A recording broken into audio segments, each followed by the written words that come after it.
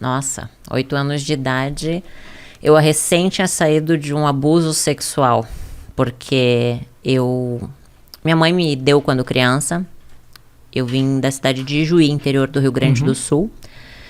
Meu pai é descendente de alemão, olho claro, e eu nasci muito escurinha. Aí quando eu nasci, meu pai disse que eu não era filha dele. Minha mãe tinha 14 anos de idade, uma criança, não tinha condições financeiras de me criar e me deu para uma família. A família que era para me cuidar, o homem bonzinho, aos olhos de todos, era o que me abusava, dos 2 aos 8. As minhas memórias são entre 6 e 8 anos, então alguns flashes mais pequenininha. Nesse período, eu sofria muito já, porque quando a gente é abusada, a gente não está entendendo o que está acontecendo, até porque existiam ameaças da parte dele na época, se eu contasse para alguém. Fui contar para minha mãe só aos 21 anos, em uma crise onde eu culpei ela. Então tinha muita mágoa da minha mãe, muita mágoa do meu pai. Aos 8 anos, a minha mãe de criação viu esse homem me abusando. E eu amava muito ela, era uma professora de português lá em Juí.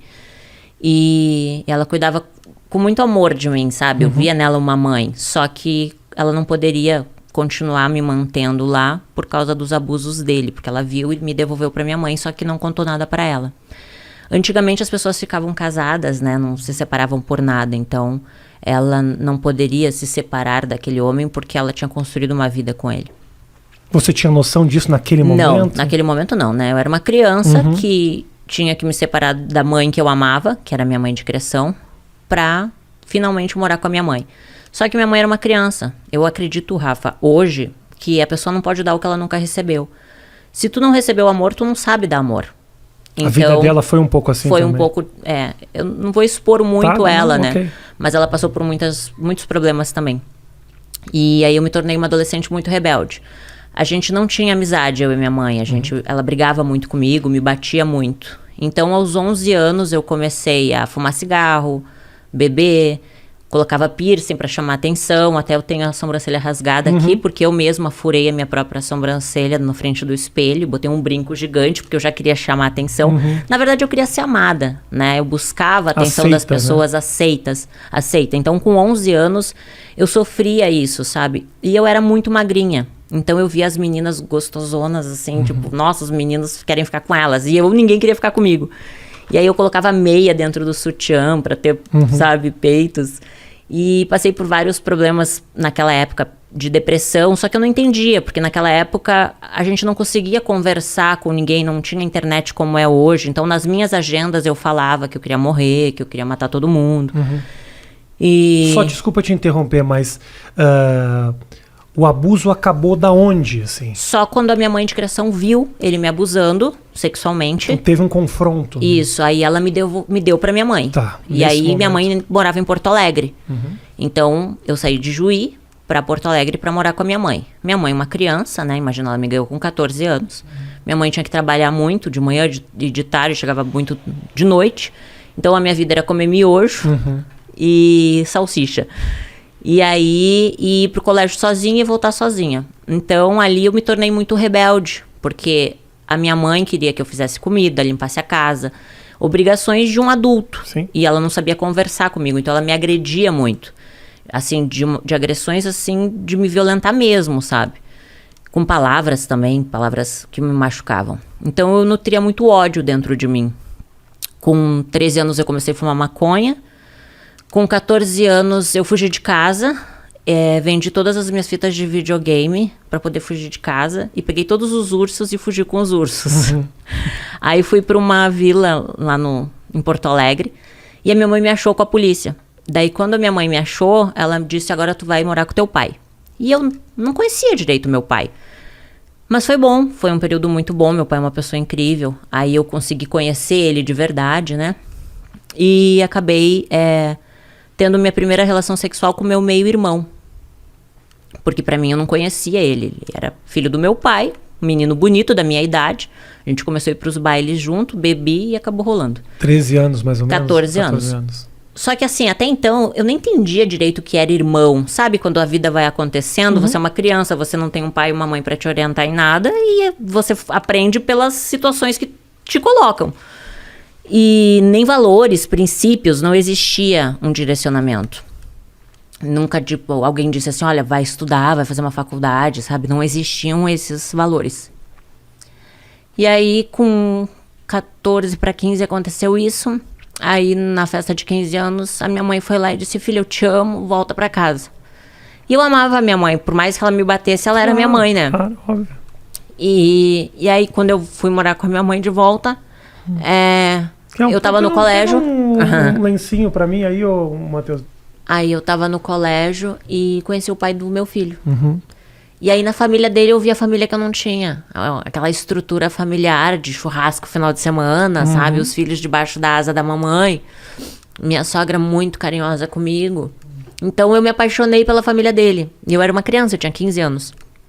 Aí o meu ex-marido, na época, tinha 16, uma criança também. Sim.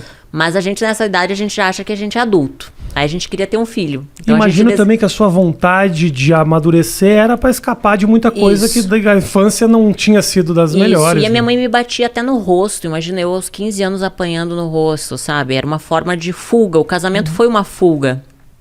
E aí eu me casei achando assim, bom, agora eu vou ter minha casa, vou ter minha família, né? Vou ter o meu filho, vai ser para sempre. Só que quando eu me casei, eu era uma criança. Então eu morava com a minha sogra e foi maravilhoso. Aos 21 anos, quando a gente foi morar sozinho, eu e ele, a gente comprou um apartamento, eu me vi uma criança cuidando de outra criança, mimada, porque a minha sogra me mimava, eu não sabia cuidar da casa. Então eu brigava por causa de um copo de água na pia, uma toalha em cima da cama, sabe? Então nosso casamento virou um inferno, porque eu não sabia ser uma boa esposa, eu não sabia. Difícil, era uma criança. Eu era uma criança. E aí, aos 21 anos, só que ali, Rafa, a ambição cresceu dentro de mim. Porque eu comecei a ver as pessoas... Sabe quando você começa a ver o mundo? Pô, a pessoa tem carro. Eu quero ter um carro, sabe? Eu quero me vestir bem. Você começa a ver que existem pessoas que crescem financeiramente. Então, eu era coordenadora de RH de uma empresa de marketing promocional em Porto Alegre. Eu comecei como demonstradora no supermercado. E como eu sempre fui muito comunicativa e feliz, assim, sabe? A empresa que eu trabalhava me contratou como recepcionista, depois auxiliar do RH e depois coordenação do RH, mesmo sem faculdade. E aí eu dava o meu melhor, sabe? A primeira a entrar, a última a sair, sempre fiz direitinho o meu trabalho e sempre cresci assim. Aí com 21 anos, meu casamento acabou e aí eu me vi cheia de conta para pagar. Na época, eu contratava meninas para fazer evento nas feiras. Perfeito. E aí, quando eu falei com uma amiga minha, que eu tava com uma crise financeira, ela disse, olha, eu tenho uma amiga que fechou numa casa noturna e ganhou R$500. Eu disse, pá, R$500? O que ela fez? Ela tirou roupa? Então eu vou tirar roupa. Claro. Só que não foi bem o que aconteceu, né? Eu entrei... Eu não queria te interromper, essa história, ela tá muito bem contada, essa história, mas eu tenho um momento que a gente estava conversando, antes da gente trabalho na noite, que foi esse momento, teve um momento aqui que a gente estava conversando que você se emocionou, que foi quando você falou do começo dessa relação lá atrás. Por que especificamente esse ponto é um ponto muito sensível para você? Porque, desculpa te interromper. Na verdade, assim, quando mexe muito na infância, é muito difícil, né, Rafa? Porque eu acho que tantos problemas no nosso futuro são evitados quando você tem uma base, entende? Só que não adianta ficar buscando culpados, porque eu digo assim, ó, ninguém nasce mal, as pessoas se tornam más, né? Um bebezinho não nasce um bandido, ele se torna um, pelo meio que ele vive, pelas escolhas, né, que ele faz. Com 21 anos, eu escolhi me prostituir. Aos 15, não eram as minhas escolhas, entende?